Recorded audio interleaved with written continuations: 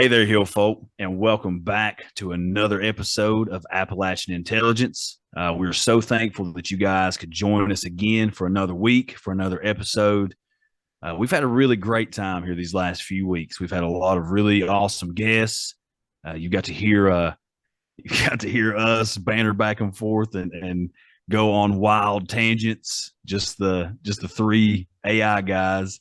With you as always tonight, your hosts Justin, Ryan, and Lance. We were set up to have a guest for tonight, but he is suffering with an illness right now. So we're praying for him and sending our best wishes his way. Hope he feels better and can get on here and chop it up with us pretty soon.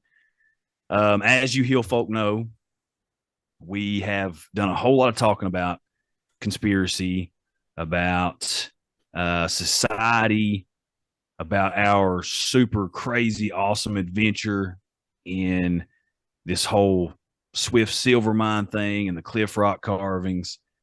We've kind of taken a slight left, a slight detour away from the paranormal. But at the end of the day, this is always going to be a paranormal podcast. We love the weird. We love diving into things that we can't explain, things that we have no idea about. And as probably most of you guys out there that are listening to this show, you probably love October and spooky season as much as we do. So, October, we're going hard in the paint. Okay. Oh, yeah. We're going super hard in the paint. Every episode is going to be creepier, weirder, scarier than the last. We have a whole month planned out already. It's going to be a lot of fun. It's going to be a lot of scares. It's going to be a lot of bone-chilling stories. So you guys get excited for the month of October because we're excited to dive in and talk about some of the things we're going to be talking about. Like we like to do, especially when it's just the three of us. When we get love, we like to show love. So our 5-star review for this episode comes from Clown Around, and it says, fantastic conversation. Have been subbed to your channel for a few weeks now and love the banter between you and your opinions on the topics you discuss. Keep up the excellent work, lads. From Adam in England. Our first review from across the pond, baby. How do you boys feel about that one? That's awesome. Thank you, Adam. Hope you continue to enjoy, and we'll continue to banter back and forth. And we'll continue to just be three absolute stooges. You keep listening. Yeah. Yeah. We'll continue to clown around. That's what we do. No, Adam, we really did there. Yeah. You know me. Got to put a little clever spin on it. No, Adam, we really do appreciate it, man. We appreciate you guys. We appreciate the 5-star reviews most definitely because that helps the show out so much. But you Hill folk out there, y'all have really been pushing the show. And for that, we can't express the amount of gratitude that we have for that. Because, I mean, for the last few weeks, we've charted in the top, 150, 200 podcasts in our category in 4 different countries. Like, that's awesome, man. We're charting in the US, we're charting in Canada, we're charting in Great Britain, we're charting in Norway. I mean, it's awesome. And we wouldn't be able to do that. We wouldn't be able to see the growth of this podcast and to be able to build a community and interact with a community and just have the conversations, man. That's all we've ever wanted to do was just have the conversations. And you Hill folk out there, you're making it possible. And for that, we are forever grateful. It's super awesome. And you guys keep on checking it out because I promise we're going to keep bringing it every week. We've got some big plans scheduled for the future. And we just love hanging out with y'all. We love sitting down and talking to each other, hanging out with each other, and hanging out with you hill folk. Yeah, we love doing this. Period. Yeah, we don't really understand why people are listening to us, but hey, Yeah, we do appreciate it. We don't know why, but we appreciate it. Yeah, for sure. I mean, it's just it's unbelievable to me, man. It's unbelievable to me that anybody would sit down and spend the time out of their day to listen to what we have to say about anything. Intimately plugging us into their ear holes, like just having this intimate moment. Getting us all up in there. Just right in those two orifices, just carrying our conversations, just let them penetrate the inner workings of their eardrums, and just spending some serious quality time with these three idiots. We don't know why, but we greatly, greatly appreciate your continued ear canal penetration listening opportunities that you're giving us. Do you know what I want to say so bad right now, Justin? But I can't because it belongs to somebody else. I know exactly what you want to say, but you're not Dan Cummins, okay? No. You're not. Hey, he put it out there. Loose offenders for everybody, he said. Yeah. You can be Ryan Ratliff, but you can never be Dan Cummins. I can never be Dan. You got to be the best Ryan Ratliff that you can be. And I try. You do. You do. You do a good job of it. Best I can be at everything. You do a good job of it. Nobody naps more than me or better than me. You know what though? All that being said, back to what we were talking about, I really do appreciate everybody that listens and supports us, you know, because it's just us three and it's just us having conversations, putting our opinions to things, and that's all they are, opinions. And what's great is we probably have listeners that don't agree with our opinions, but still listen. And that's what we were going for with this show the whole time. You don't have to agree with us to listen to us, you know, and we don't have to agree to get along. Yeah. And again, putting it out there, if you totally and completely disagree with some of the things that we're saying on here, whether it be, you know, societal or cultural basis, you know, some of the things that we think or have said, or, you know, involved in the paranormal, or, you know, whatever it is, if you have a huge disagreement with anything that we're saying, you know, talk to us about it. Yeah. Shoot, we'll give you a platform to come on the show and express your opinion. Like that's what this is about. Change my mind. Yeah. It's a platform for people to be able to express their opinions, express their viewpoints without judgment. We've had, you know, and I know, believe me, I know that we've upset some people with some of the conversations that we've had on here over the course of the last few episodes. And again, like Ryan said, these are our opinions. They're the way that we see things based on our worldviews, our faith, our upbringing, our life experiences. We don't have to see the same things the exact same way to have a conversation. Just like Lance said a couple weeks ago, that's how society progresses, is through debate. Society progresses by being able to come together and look at scenarios in other people's shoes, and to be able to put yourself and to be able to be open-minded enough to say, okay, you know what? This is what I believe, but you tell me what you believe and tell me why you believe that. And if you can convince me to believe otherwise, then I will. You know, I'm not standing on any solid concrete foundation other than a couple things. You know, we've talked about that on here before. My faith, for sure. You're not going to knock me off of that. And thank God. I told Ryan the other day, I've been doing a whole lot of looking in and a bunch of stuff. And I said, it's a really good thing that I'm as strong in my faith as I am, because I could get witchy real quick, I believe.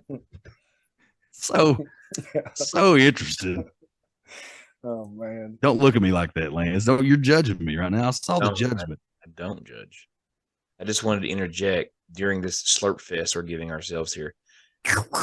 Seduce us, as Maverick said. Seduce us with your opinions. Yeah. Listen, we all like to be seduced. Can't tell me you don't.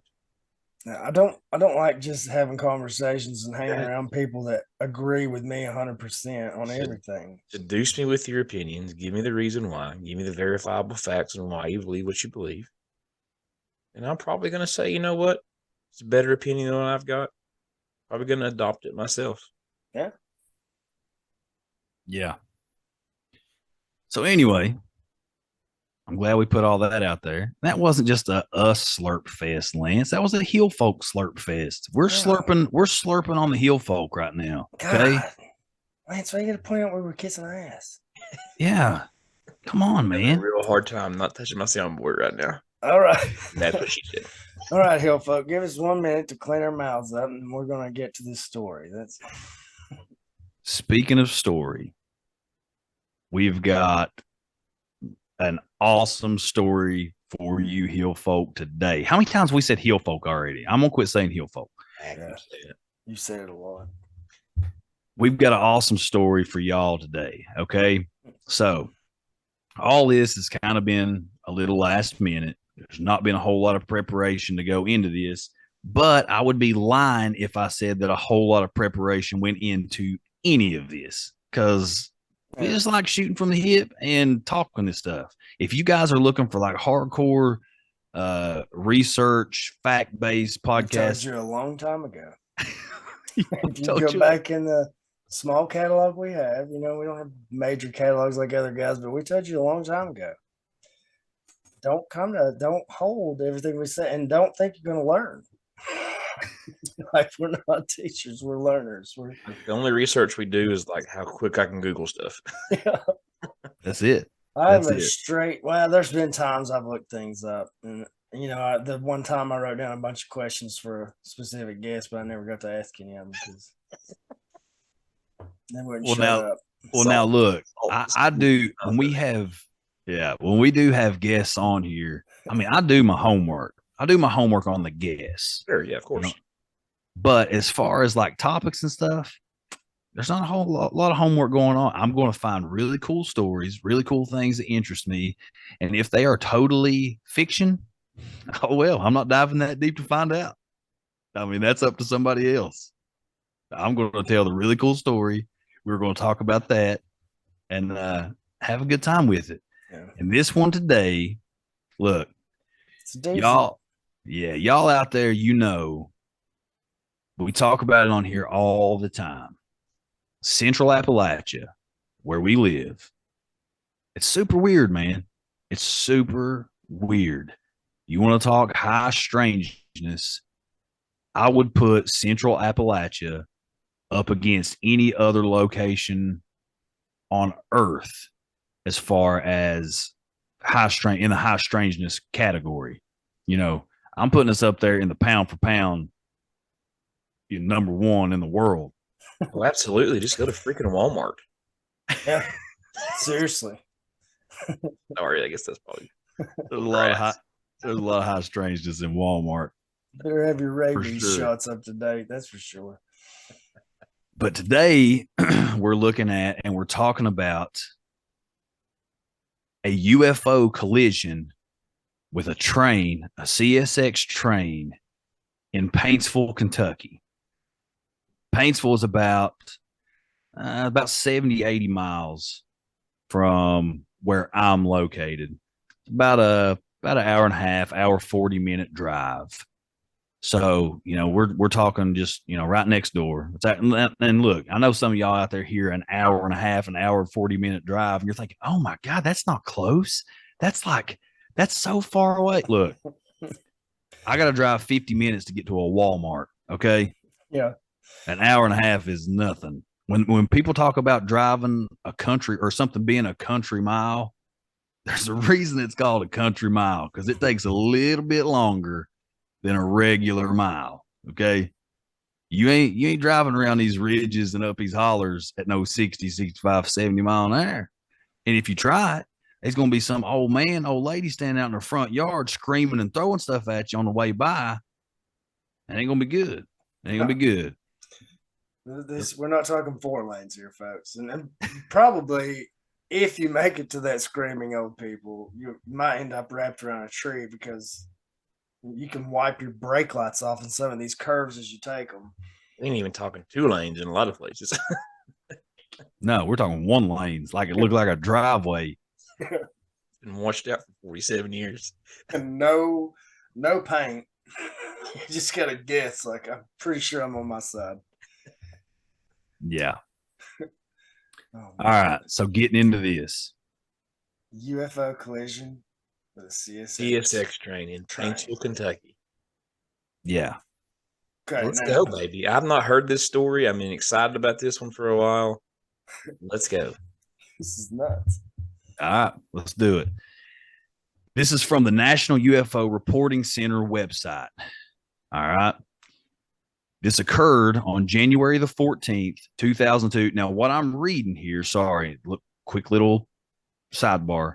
What I'm reading here is allegedly the report put out from the whatever of the train, the supervisor, conductor, whatever of the train, whoever the supervisory position was on the train. This is their report based on this incident and this encounter, allegedly. Okay, so this occurred on January the 14th, 2002 at 2:47 a.m. It was reported to the National UFO Reporting Center website on April the 3rd, 2006, so almost 4 years later, at 11:51 a.m. The location was Paintsville, Kentucky. Now, I'm going to say Paintsville. For y'all out there, it's Paintsville. Okay, that's how you spell it. Paintsville. It's Paintsville. It's Paintsville. Paintsville. It says the shape was a disc. The duration of the incident was 15 minutes. Train collision. That was just a brief little synopsis. At exactly 2:40. Wait. The collision lasted for 15 minutes? Just the everything as a whole, like what this guy is reporting on, the duration was a 15-minute incident. Oh, okay. Approximately. At exactly 2:47 a.m. on January the 14th, 2002, while working a coal train en route from Russell, Kentucky to Shelbyana, Kentucky, our trailing unit and first 2 cars were severely damaged as we struck an unknown floating or hovering object. I know it was 2:47 because my watch froze, and to this day shows that time. Along with my watch, the entire electrical systems on both locomotives went haywire. Approaching a bend near milepost CMG 42 in an area referred to as the Wild Kingdom for the many different types of animals spotted there, my conductor and I saw lights coming from around the way. So I guess it wasn't the conductor, it was somebody else. This ordinarily means another train is coming and will pass on the other track. The outlay of the area is this: the river, number 1 track, number 2 track, and a straight up mountainside carved out for the laying of these tracks. I killed our lights as to not blind the oncoming crew.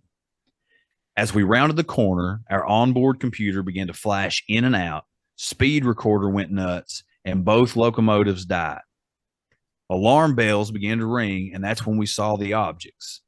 Apparently, scanning the river for something, the objects, at least 3, had several searchlights trained there. The first object hovered about 10 to 12 feet above the track. Metallic silver in color with multiple colored lights near the bottom and in the middle, no windows or openings of any kind that we could see. Approximately 18 to 20 feet in length and probably 10 feet high. With both engines dead as we rounded the corner, we made little noise and the first object did not respond in time.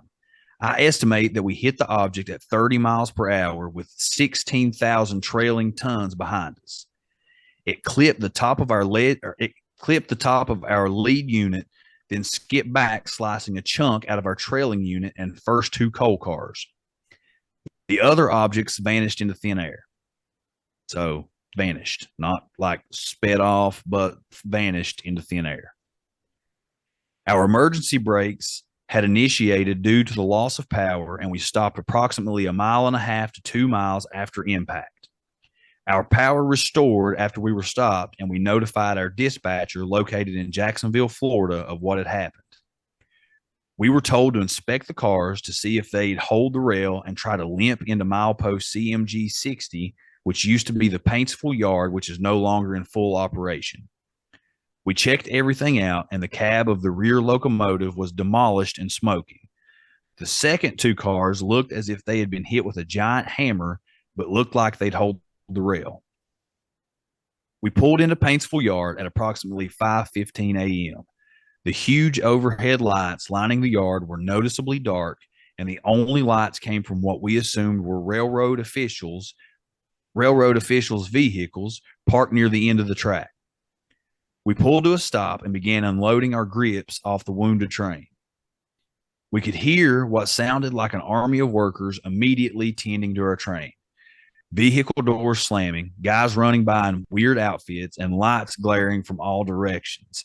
The one thing missing was railroad officials. Crazy, man. A guy named Ferguson shook my hand and asked me to follow him into the old yard office. We did. Once inside, they, and by they, I mean I have no idea who these people were, began to ask us hundreds of questions. They then told us for our own protection, we'd be medically tested before we could leave. I asked repeatedly to talk to my road foreman or train master, and not only were these requests denied, but they confiscated my conductor's cell phone. Hours later, we were led outside the old yard office, and the strange things continued to happen. The 2 locomotives and 2 cars were removed from the rest of the train we had brought in, and my only guess was parked 4 tracks over under a huge tent, like structure buzzing with activity. We were led off property and told due to national security, our silence on this matter would be appreciated. We were then put in a railroad vehicle and taken to Martin, Kentucky, where we went through questioning again with railroad officials and were then drug tested. After all of this, we were sent on to Shelbyana, where we took rest for 8 hours and worked another train back to Russell. Working back, we passed by Paintsville. No sign of the engines, cars, tent, people, nothing.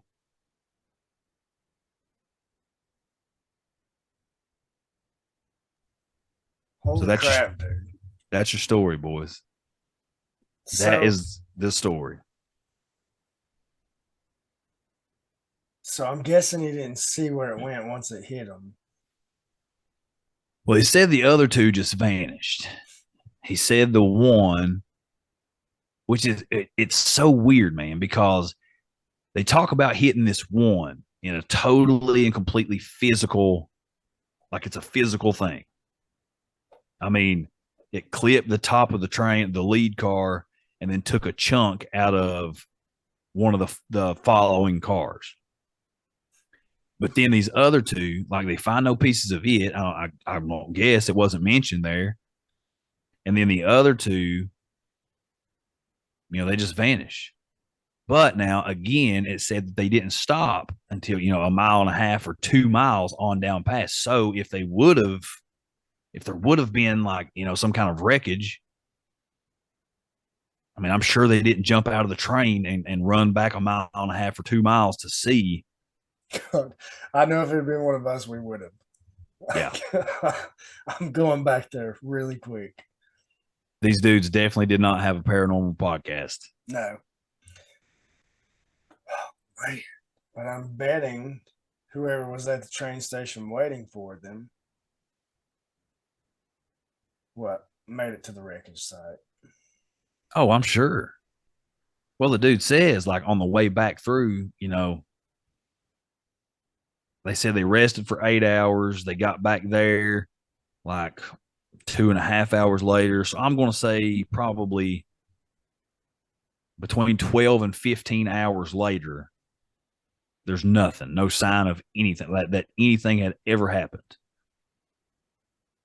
And what I think is crazy is, or not crazy, what I think is really interesting are these officials. There were no railroad officials, according to this guy, according to this report.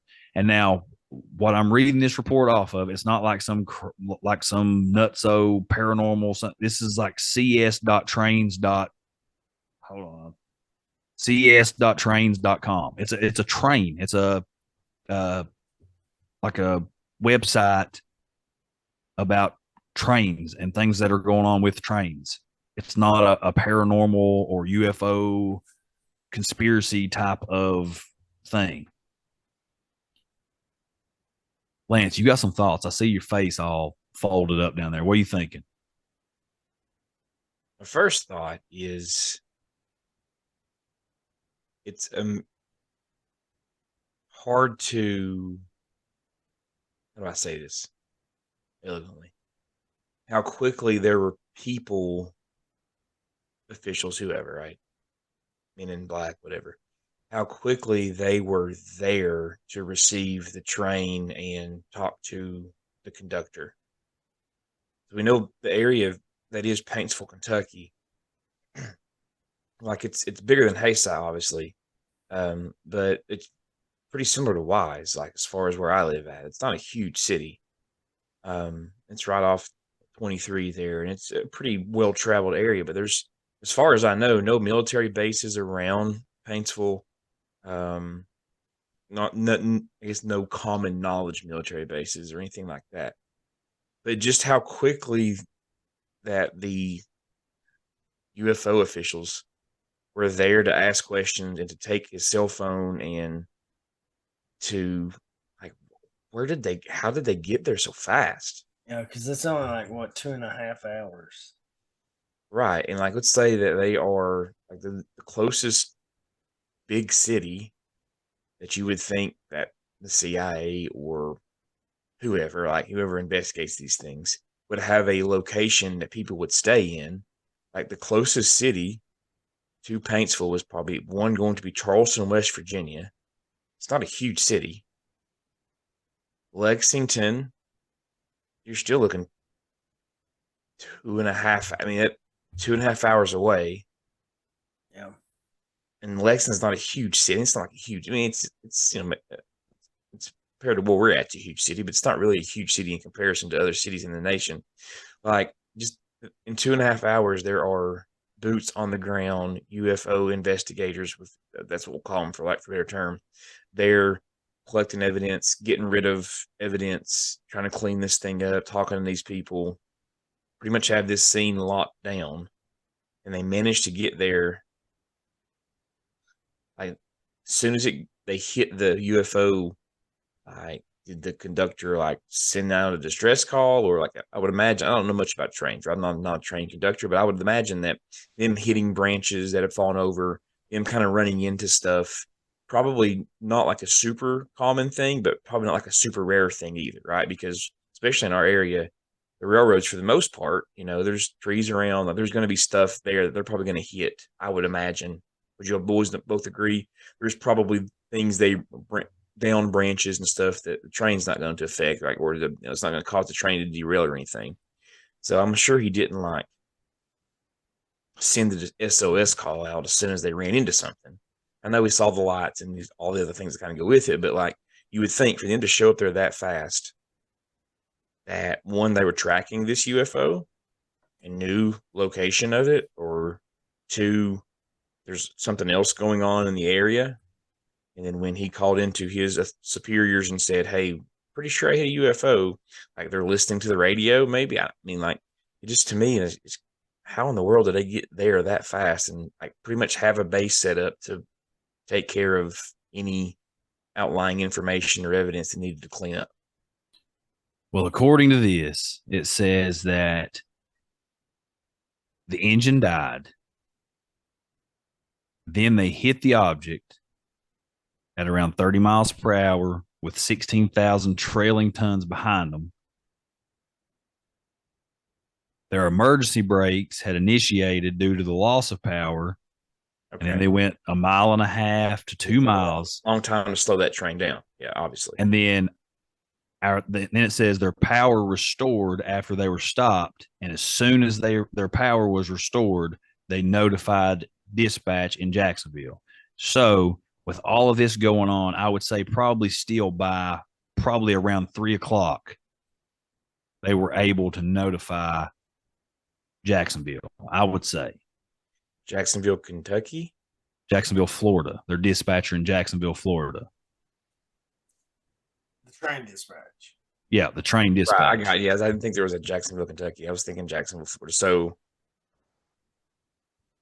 all right. So let's and then in 2.5 hours, right? They're at the train depot, and Ferguson is there, and the people are there collecting the information. Correct? Yeah. That's the account. So by 5:30, there's boots on the ground. I guess Lexington's 2.5 hours. I mean, I guess it's plausible that they could have, as soon as they got the call, hopped in the car and took off. Well, here's something I've been thinking about. Either one of those cities that you would think maybe might have, a location that, there's a branch of the division of the whatever it is that's studying these things or reporting these things. Well, here's something I've been thinking about on it. And I've had a little more time to think on this story because I kind of just popped it up on you boys. And I've had a little bit of time to meld on my thoughts. But how often do we talk about, we still haven't done an actual episode on it. We really need to. But how often do we talk about the probability of DUMBs in this area in Central Appalachia? Oh, yeah, sure. So if you have these DUMBs, these deep underground military bases, and you have them in locations that put them in close proximity to something like this. And here's my thing. If we're sitting here talking about how weird Central Appalachia is, the government knows how weird Central Appalachia is. They're going to put people in place, and this is just totally my beliefs, totally my opinion. There's going to be field agents out in different places all the time, I believe. I believe that you could probably contact one of these DUMBs or whoever's in charge or whatever and send teams out probably in no time to get to some of these places. I mean, that's just my thoughts on it. Like if you already that makes total sense. Sure. If you already had teams that were put in place and always on constant, on call constantly about, hey, we got a report that this Bigfoot was hit on this log road. We need people to get there. Boom, people get there. I've heard all kinds of accounts of that. We've had this UFO sighting here. These people are saying this and this and this. It sounds different. Get there. Like, I believe that these, whatever you want to call them, you want to call them men in black, you want to call them, alphabet agency agents. I like to refer to them as the Department of Defense. The DOD. That's you're welcome for that. That's just what I call them. I think that if there is a division of that going on, they are the ones that are controlling it. Hey, look, there is I would put it under Homeland Security. I would put it under don't matter what it is, it's government. And government knows that some of these things they got to keep under wraps because, all right, look, and here's where sometimes I'm like, as a citizen of these United States of America, and especially somebody that's into the weird as much as I am, I hate that anything at all is classified. But I understand that some things are kept on a classified need to know kind of basis to keep down. It's like a crowd control kind of thing. Okay. Like if you have 500 locals coming out to this place wide open. I mean, shoot, boys, y'all know in this area, if there's a daggone med fly that flies over and lands at the local high school football field, you've got 30 people driving up there just to see who it was. See who can put it on Facebook first. Yeah. Yep. Like the last thing that needs to happen in some situations is a lot of people getting there, because if we believe what we hear in some of these congressional UAP hearing UFOs, if we believe what we hear and we believe that the government doesn't know a whole lot about them, if we believe that they're learning like we're learning about these things and what they are and where they possibly come from and what propels them and all of these different things, if they have all this technology that the government's saying that they don't understand. Now, there's a lot of documents out there and a lot of theories and a lot of all this different stuff that counteracts that. And I'm on board with either way, really. But if we believe what's coming from the mainstream right now, then that's a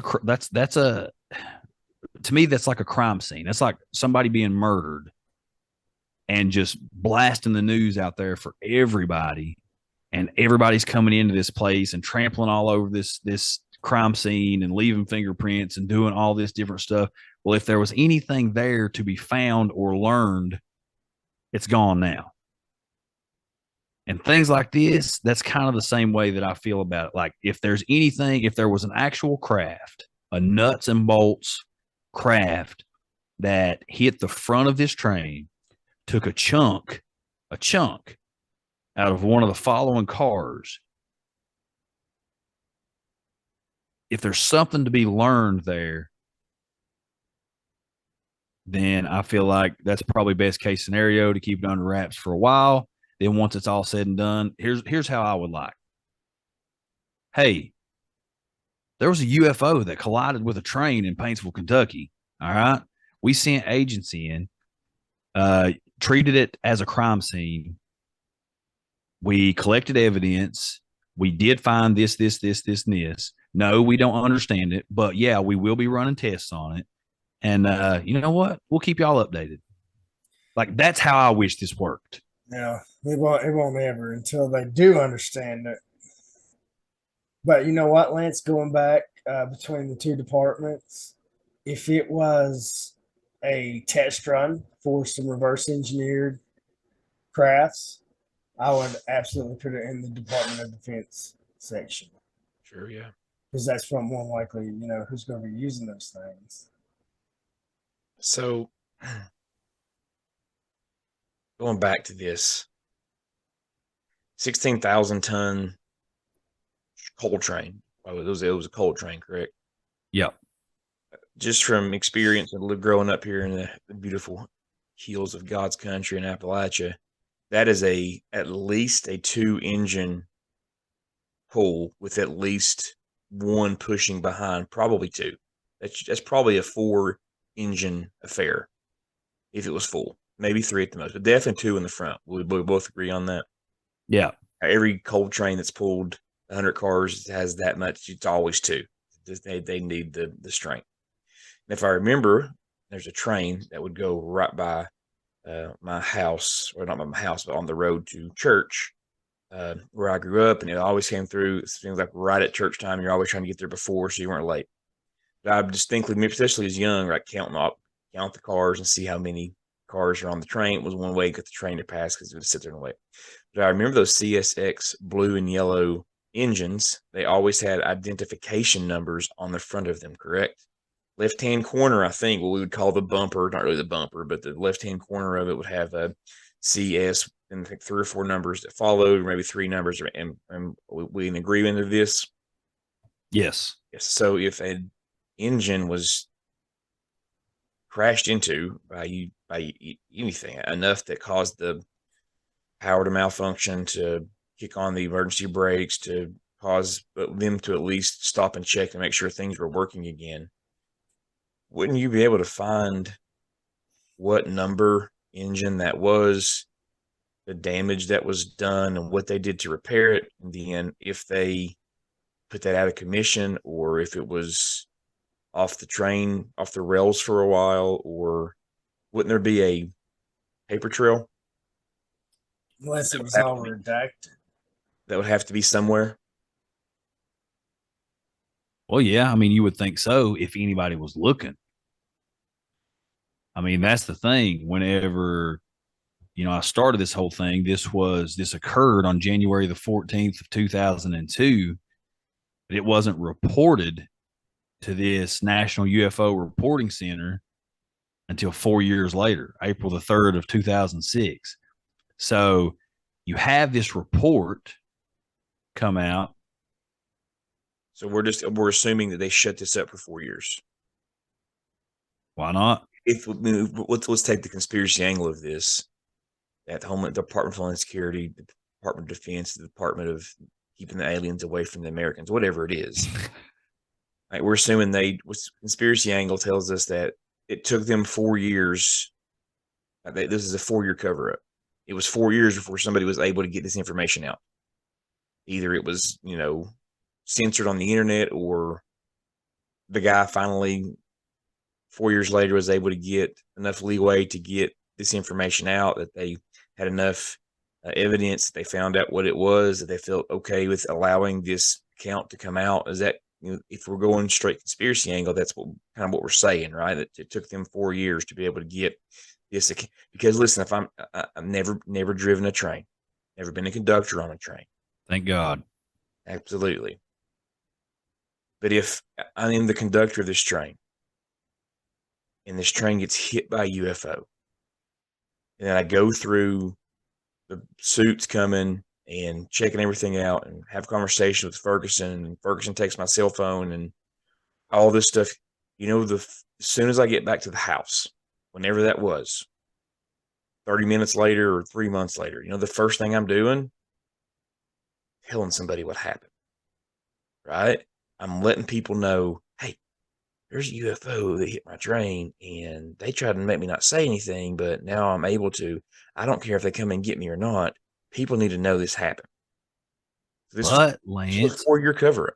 But under the basis for national security, it was advised, and it would be extremely beneficial and appreciated if they didn't say anything. But he did. 4 years later. But if it's that great of a national security threat, you shut it down forever. Yeah, on an individual basis, how many people do we see that break NDAs all the time? I mean, honestly. So I'm not saying this isn't true. I'm not saying that. I'm just saying that there's a lot of stuff that kind of doesn't add up here. Which is a UFO case. Of course it doesn't. But like, when we had Dick on a couple of months ago or whatever, and he was giving us his UFO account, like, he was telling us stuff, and I was like, okay, that makes sense. Like, he was giving us information that makes sense. Like, seeing a UFO in the sky, having one hit your train, and you not saying anything about it for 4 years because you've been NDA'd, or you've been scared, or they had you locked up in a hole somewhere, whatever. I just feel like this report, when it did come out, like,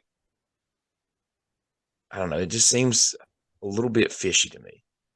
Okay, what if this guy only had 4 years left until he could retire from the railroad, and he decided, you know what, if I go against what these government officials are saying, if I go against what my supervisors have told me after their question, saying, you know what, you probably shouldn't, if they told you not to talk about it, you probably shouldn't talk about it. What if he retires and says, you know what, I'm done, I don't have a job to lose, they can't just withhold my pension and all of this stuff? They can, actually. Well, I mean, they can, but probably not for talking about UFOs. That would probably be a way bigger crap storm. Oh man. I mean, I don't know. I get everything that you're saying. And is there more than I don't? I wish I had a better working knowledge of how the road would work. But isn't there more than one person? There's not just one conductor per train, right? No, this guy said that it was him and his conductor. So he wasn't even the conductor. It was him and a conductor. The engineer and conductor, I would assume, right? Yeah, that would kind of make. Yeah, probably. So yeah, it said him and his conductor. It said two engines were pulling. That both engines shut down whenever they saw the things. His watch stopped at 2:47. All the electronics started going haywire. They lost power. Like all classic, Yeah. UFO stuff. But like what I keep coming back to, and like this is why I love this show, and this is why I love you boys. Like Ryan stuck on what department is actually investigating this because he's former military. Okay. No, I was actually just playing out a scenario in my head where the alien like comes to and he's like, "Holy shit, I got hit by a train." He's like, "They're gonna come back and check on me. I really feel more comfortable if we could exchange information, get this taken care of." Can we exchange insurances? We've got Geico on my planet too.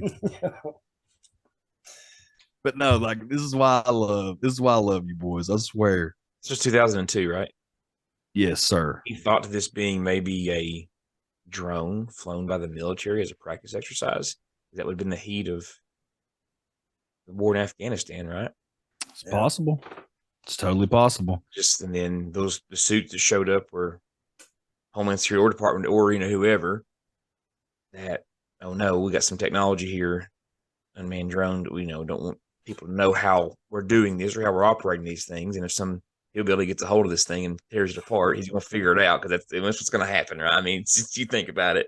You think about just any of the people that we know, or just us, and we find this thing, break this thing apart and see how it works, and we're gonna figure it out eventually. It's not going to be we're going to write it down, and it's not going to be nowhere near the schematically right language that was used to invent it and make it. But in our terms, I'll be able to explain it to you. You know exactly what I was talking about. And it's going to work. A lot of doohickeys and hickamajiggers. That's what it's going to be. That's maybe there's another possibility. It was in a training exercise that went awry or whatever, and they had to come out and clean up the mess.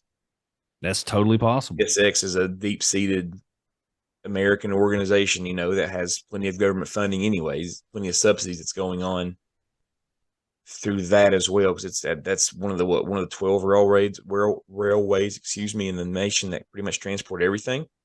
So the pockets are the lobbyists and the pockets of that is Washington deep as well. So it makes sense that if that was a military exercise gone awry, that we can't let people figure out or know. One, know what we have. Two, know that we're testing it.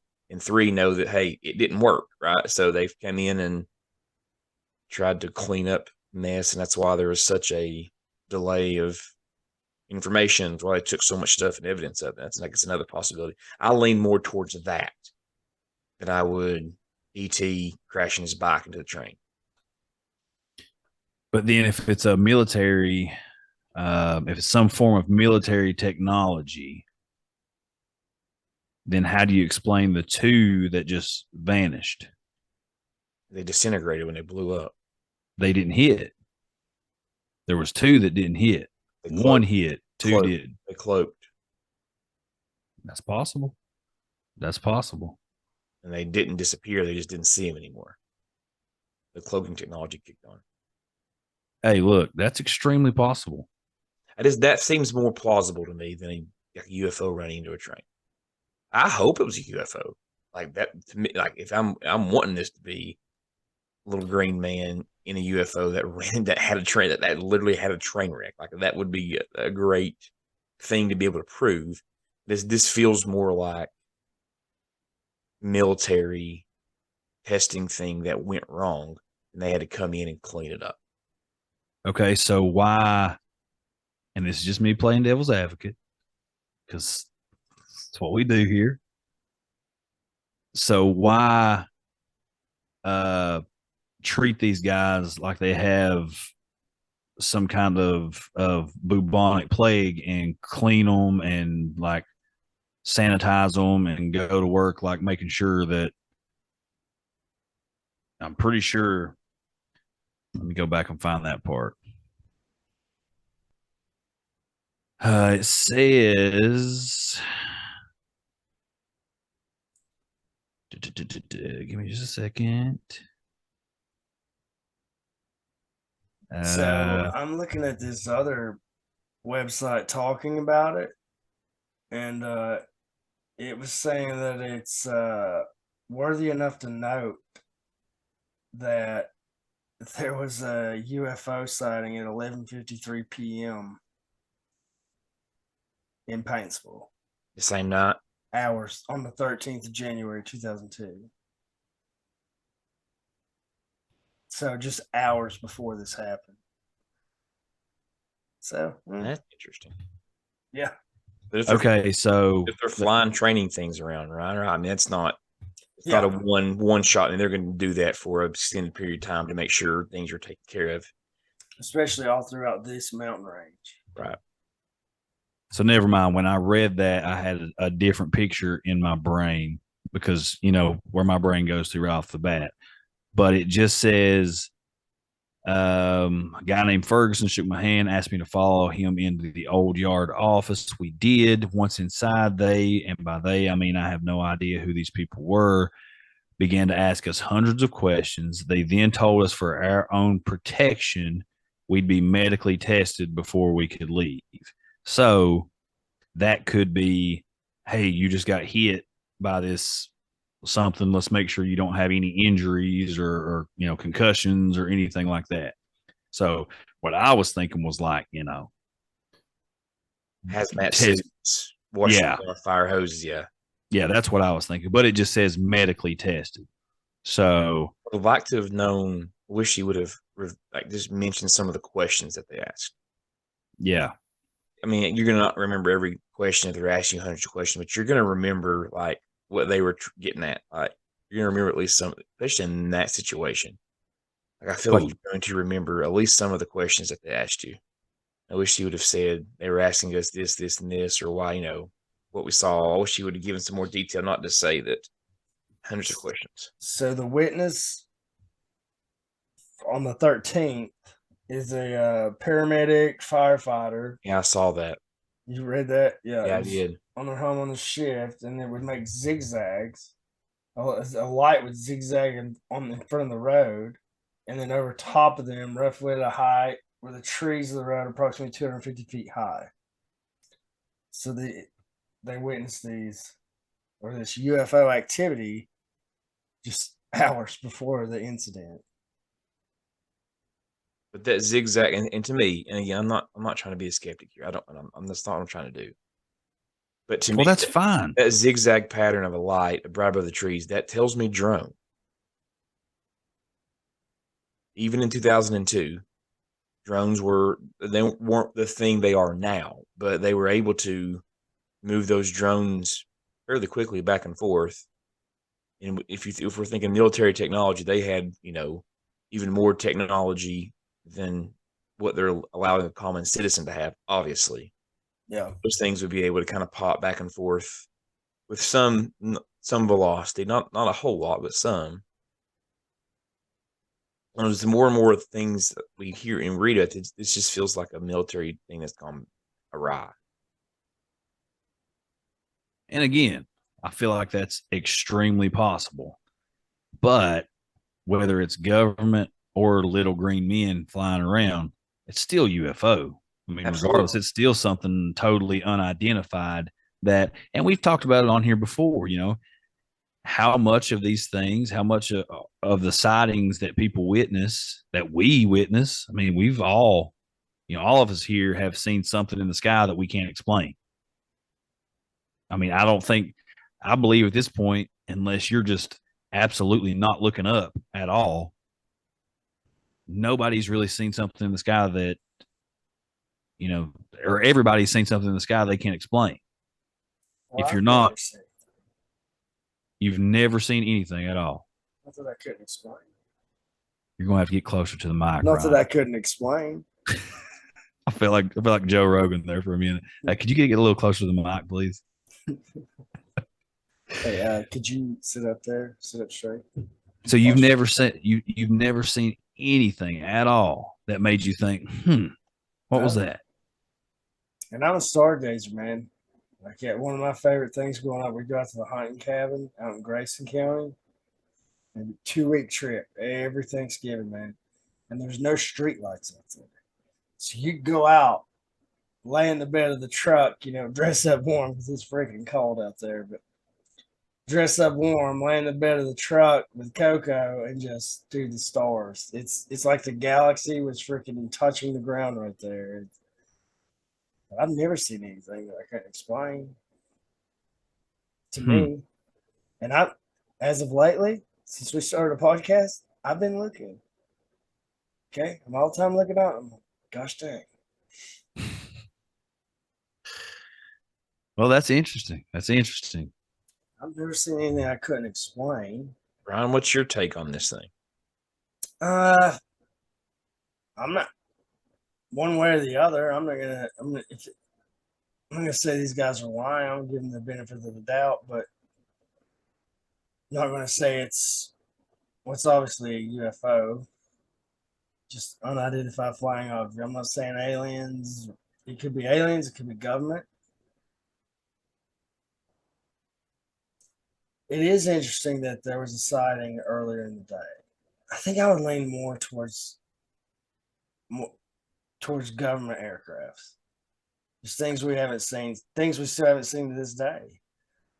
And the more that we have been doing this podcast and the more stuff I've listened to and conversations we've had with people, like there's a small part of me that thinks that there are things out there, that other life forms that left and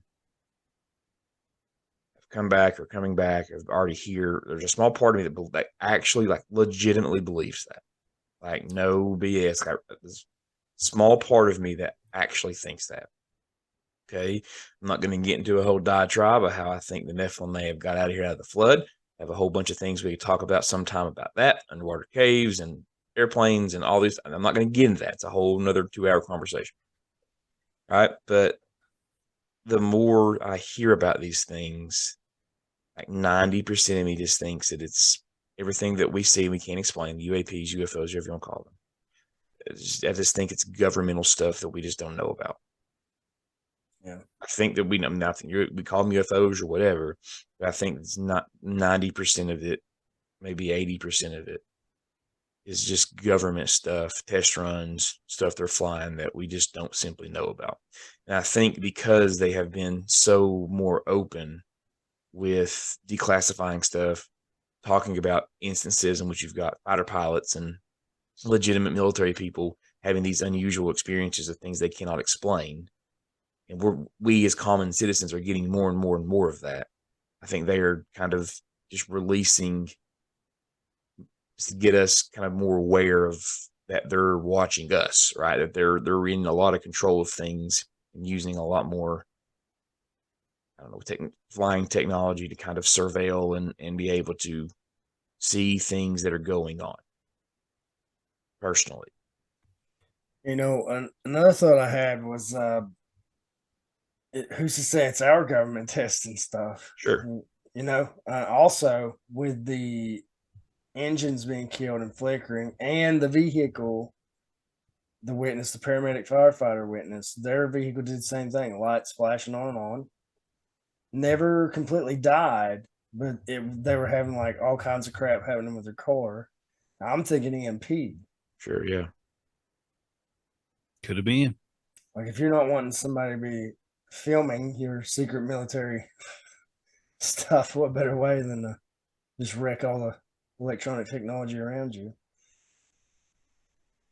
Yeah. I just think there's a lot more stuff up there flying around that we just like don't know about.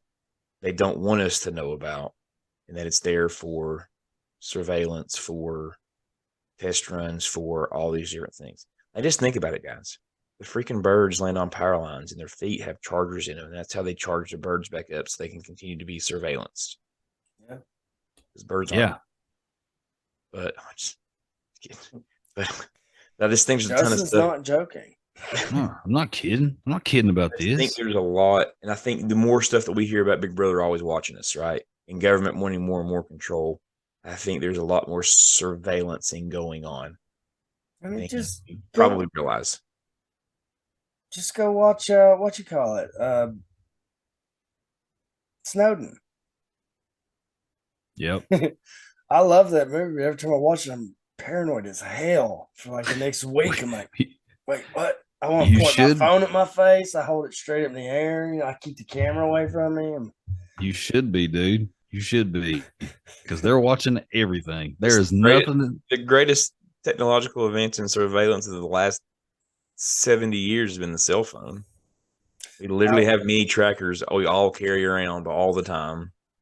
Yep. Knows right where we're at, knows what we're doing, what we're saying. I mean, it's the greatest surveillance technology that they've come up with. Appreciate that, Steve. Thanks, Lance, Steve. while this is on my mind, I need to go ahead and tell you. I don't know if Justin has or not, but there's something happening Saturday. We don't know what it is. September the 24th, something's going on. Yeah. Solar flare is supposed to hit. Yeah.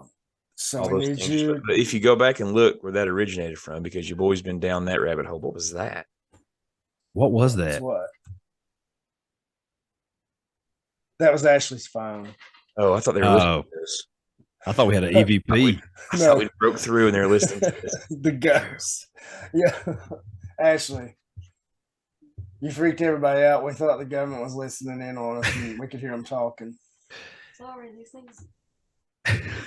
But I was reading on that today because I kind of dove down that rabbit hole as well. That is coming from the German politician that said September the 24th will be a day none of us will forget, correct? Yeah, I think that was what was said in a speech he was giving. And if you go and continue to read some, they actually kind of walk some of that back, that he misspoke, and he was meaning that when Russia invaded Ukraine, whatever day that was, February 24th maybe, or something like that effect, that he meant that's what he was trying to say. That's now I'm not, that's the walk back. That's what they're saying, you know, that's the See, Justin, cover up. there's nothing to worry about. Gosh, Of course, that's what they said. Yeah, Lance. even me when I read that, I was like, okay, of course they're Okay, we've got. this is the most important part. I need you to remember this series of numbers. And Hill folk, you need to remember this series of numbers. Okay, but this don't have necessarily to do with what's going on September the 24th. Oh, I thought this is when it was happening. No, these two, we've just been talking about them together, and they've kind of been coinciding together. Okay. I'm the last to know everything. You made me look like an ass on the podcast. Now, look. Okay, let's finish this one, and then we'll get to the numbers. Okay. Yeah, we derailed, and we don't want to do that. Derailed while we're talking about we forgot to train use that collisions, earlier. baby. Talking about train collisions, and we're derailing. We just got hit by a UFO. All right, so we're going to finish this out real quick, and then we'll get into the numbers. But I have a brief PSA to deliver before you give these numbers out, okay? Okay. All right. So September the 24th, all right, there's a few options that could possibly be happening. EMP, nuclear bomb, solar flare, pole shift, aliens, or zombies. It's a pretty broad spectrum. Yeah, that's a super broad spectrum, but you need to be prepared for all of them. And I think you prepare the same way with all for all of those things. By listening to the Appalachian Intelligence Podcast.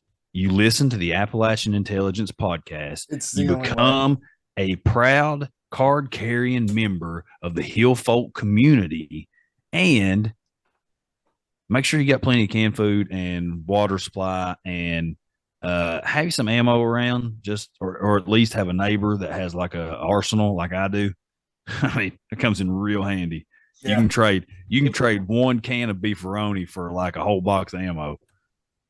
People have been talking that like for the month of September. Like you listen to some of these podcasts, how the month of September is going to be a huge food shortage, going to be all these things that happen. A lot of that was predicated on the railroad strikes. They're thinking it was going to hit, and they were thinking it would cause some problems. And of course, as we all figured they would, they figured it out. We kind of expected that to happen. A little fear mongering. Yeah, we're going to strike, and then when it comes, rubber meets the road, or rail train wheel meets the metal, I guess. That they Where the metal meets the metal. Metal meets the metal. They kind of would figure things out, which is essentially what happened. And I think that was what we heard. If you listened to this, you heard it for the last couple of months. Like September's going to be a bad month. September's going to be a bad month. I don't know what's going to happen. It's going to be a bad month. And then that kind of hasn't happened. Like things aren't, supply chain stuff's still not great, but like there's not been major food shortages like that had been predicted. So now, do you think this is just the next thing? Lance, quit shitting on Justin's thing. This ain't even my thing, dude. This ain't even my thing. This is coming from external sources. Okay, I've just been having a good time with it. I dove down this rabbit hole today. I mean, because I hadn't heard this, and I saw it. I saw somebody mention it.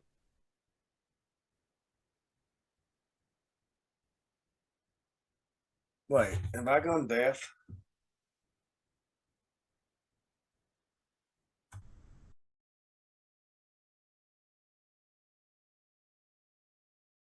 That's on it.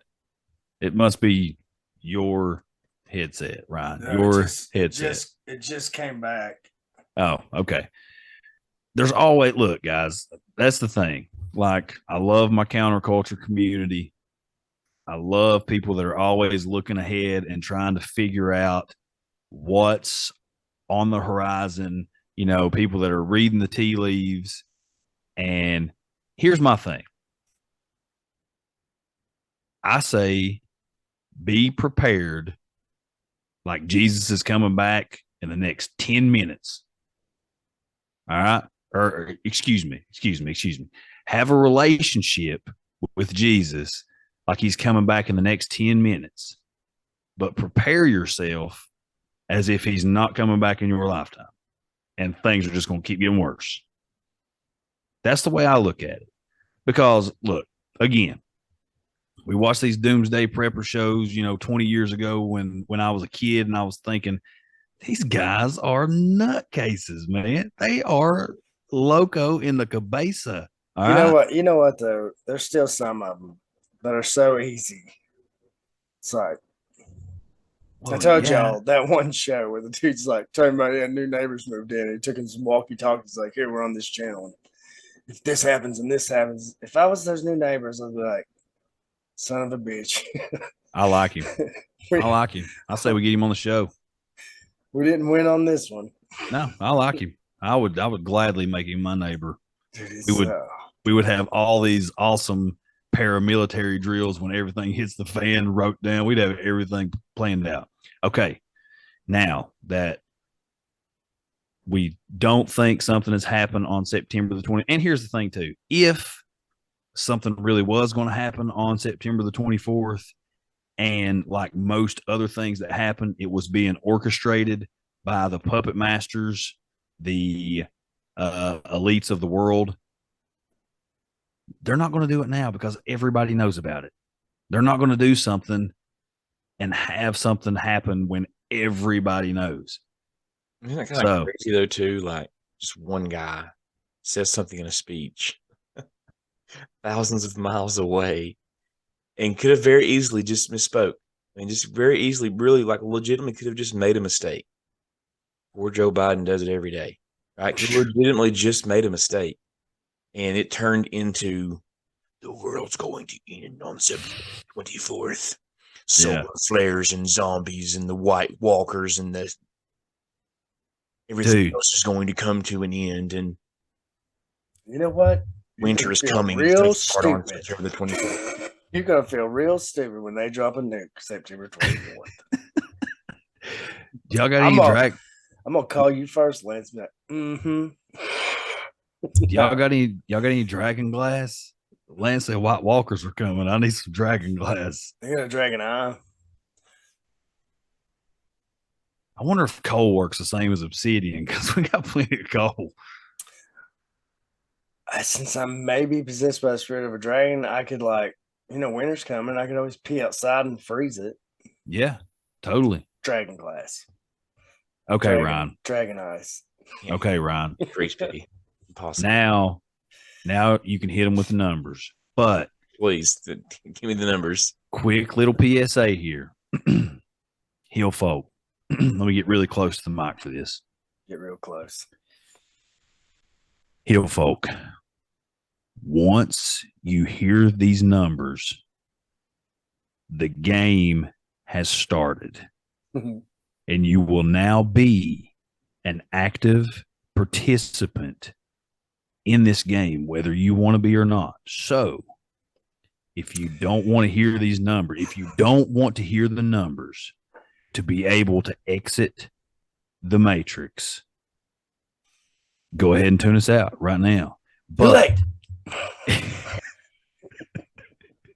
if you are willing to hear these numbers, become Jim Carrey, and to have the opportunity to exit the matrix, red pill, blue pill, then stay tuned. The binary code.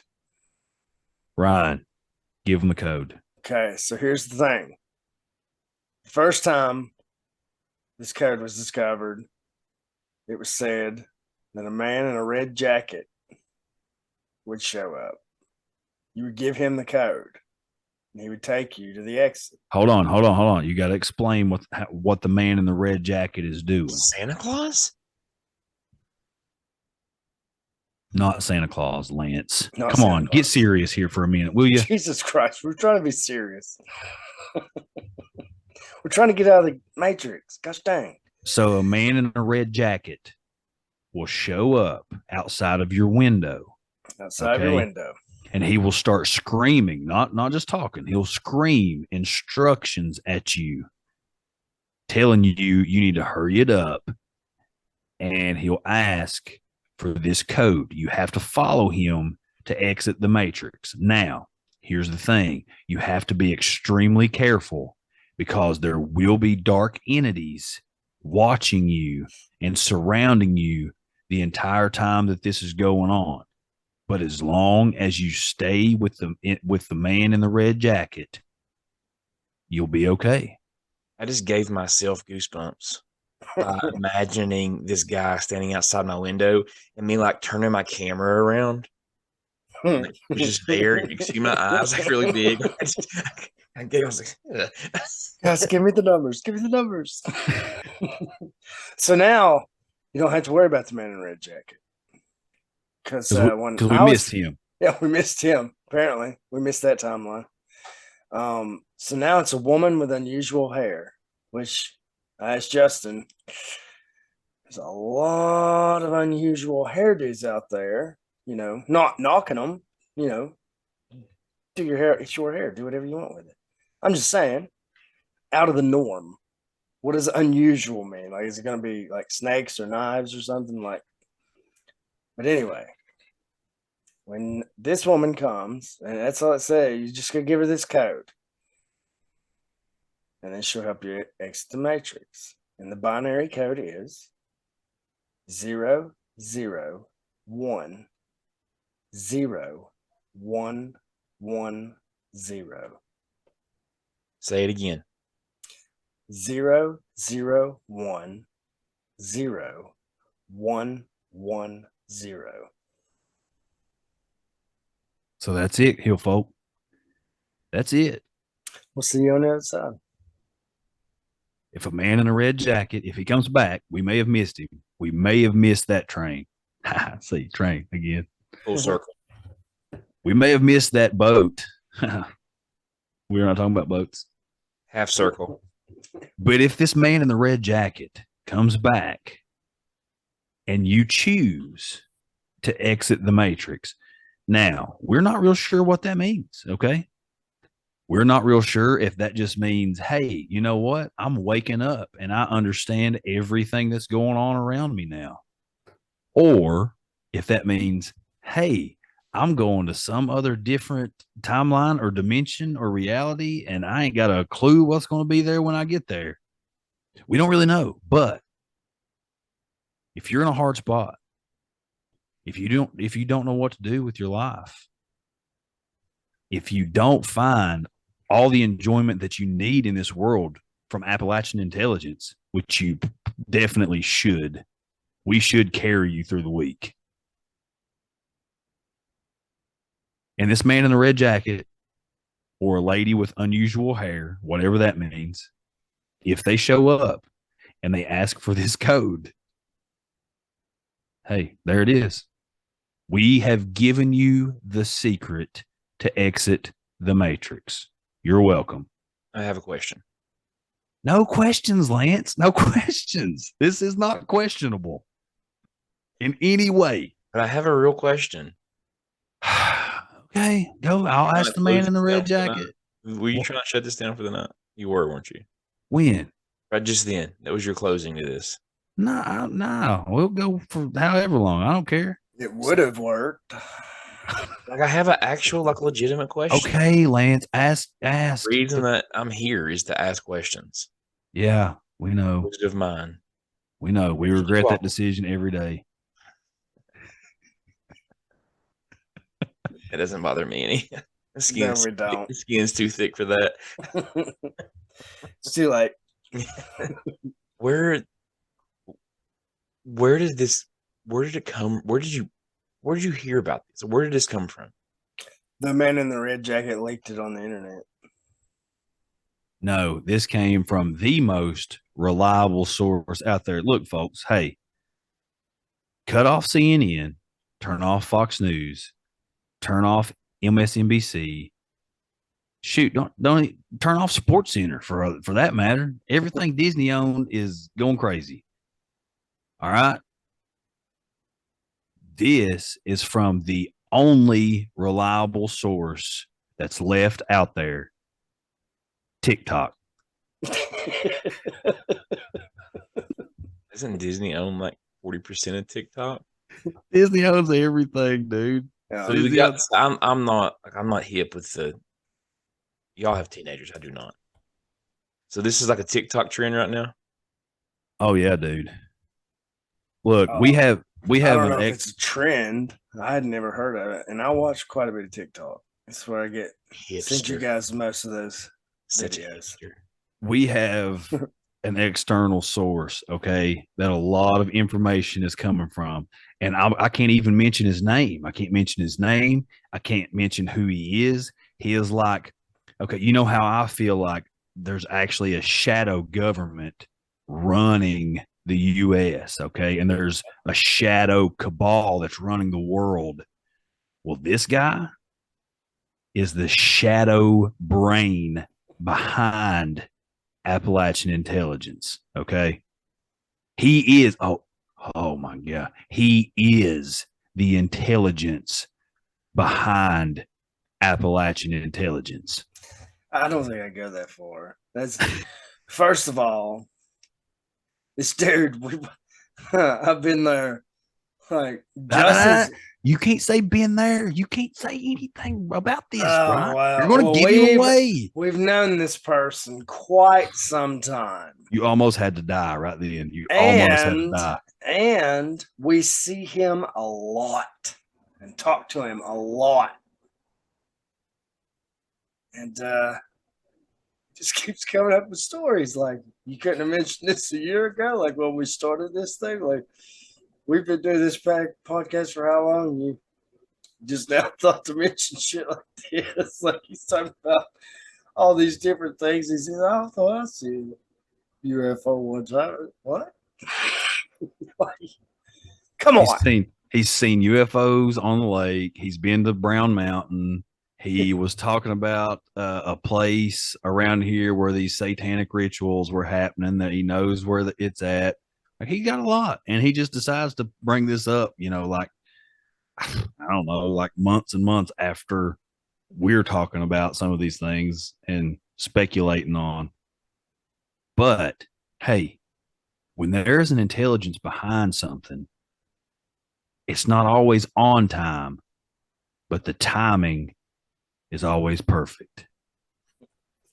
I don't know. We could have used some of those stories way back, but All right, here's my final thoughts. Okay, so Lance, you think final thoughts on the UFO hitting the train? Military, correct? Yes. Ryan, you think it's military, correct? government, some form of government, somebody's government. Okay, I think Portals. definitely portals. I think. All right, Hellier, Hopkinsville, they're not too far away to either side. So that's where these goblins are coming through, right? Some people have theorized that these goblins are these little green men that have these goggles and antenna like structures on their heads that make them look like goblins, but it's really just like technology, like, facial technology. So I believe that these things probably travel around interdimensionally through portals back and forth, especially through Kentucky. Okay. I don't know what it is about Kentucky, but these little green men love some Kentucky. I don't know. Maybe they love bluegrass. Actually, I heard in an old episode of the Hollow Sky podcast the other day, it's called You Throw Away Aliens. This guy kept getting abducted over and over and over and over, and said that the aliens told him that their favorite music was bluegrass. That's why they love Kentucky. We just solved it. We solved the bluegrass state. We solved it. Yep. Figured it out. Shout out again to our boys at the Hollow Sky podcast. When this episode is dropping on Monday, we will also be on an episode of theirs of the Hollow Sky podcast. They were kind enough to bring us on their show, and sit down and chat with us for a while about, all the crazy stuff that's going on with our silver mine adventures and all the information that we're finding out on it, and the cliff rock carvings and some paranormal things that have happened in our lives. So y'all be sure to go check that out on their show, and be sure to check out everything else. I mean, I know that they have a way bigger following than we have here, but hey, every download counts. Yeah. Every 5-star review counts. Every little bit of love you can send another show, it counts. And people like Kyle and Steve at Hollow Sky, they have poured a lot of love on us. So whatever we can give back, you hill folk, give it back, please. Yeah, even if it's not your cup of tea, man, like you don't want to listen to it, just subscribe to them, give them the love, Yeah. Well, I mean, it should definitely be your cup of tea. If you're listening to this show, they're great. You'll love their show. They're great. 5-star rating and review. DM us your address. We want to send you our stickers. We want to give you these stickers. To give you these things and show your appreciation, or show our appreciation for your appreciation, so we can appreciate each other, appreciating people. Also coming up in October, we're going to really go hard in the paranormal. So if there's anything you guys are particularly creeped out about, want to hear about, maybe we can come up with some things you never heard about that particular subject. Send that in. We're going to come with a cool, catchy name for it, too. I've got a couple I'm tossing around in my head. Do you? For October? Yep. Well, let's hear them. Oh, it's not. Like Shocktober, Spooktober. Yeah. We got something Appalachian until I got a couple things. Hill Folktober. I got a couple things, boys. Hill Folktober. Hey, see that? I got nipples, fucker. Can you milk me? I think he actually says Greg there, but Focker's just Yeah. way cooler to So much say. better, yeah. They missed that right there. All right, with that, that's when you know that it's definitely time to stop recording when we start quoting movies. Yeah. So, Hill folk, again, we appreciate you guys so much. We appreciate you tuning in. Be sure to go leave those 5-star ratings and reviews. DM us your address. We'll send you a sticker. October is going to be super sweet and scary. Y'all stick with us. Send us your stories. Send us your stories, please, at AppalachianIntelligence@gmail.com. Subscribe to our YouTube. Follow us on all the socials. Just come hang out, man. And don't be afraid. Like, look, we are totally approachable dudes. All right. We're nobodies that just want to have a community and have the conversations. So if you find something interesting in an episode, hey, shoot us an email about it. If you possibly want to come on the show for anything, shoot us an email or direct message or whatever. I don't care. I'll give you my phone number. Just text me, call me. I mean, we're approachable. All right. We're doing this to build a community, to build a tribe of weirdos just like us. All right. So we love you. Send us everything you can send us. And until next time, Love yous mean it. all later.